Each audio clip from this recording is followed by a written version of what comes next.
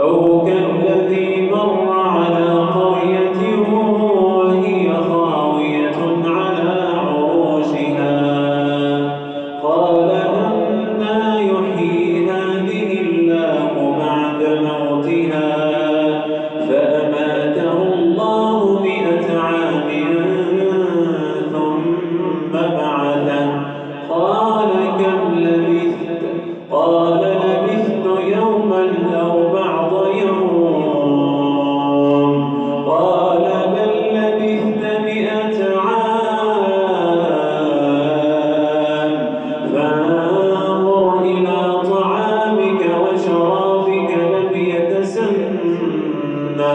وانظر إلى حمارك ولنجعلك آية للناس وانظر إلى العظام كيف ننشزها ثم نكسوها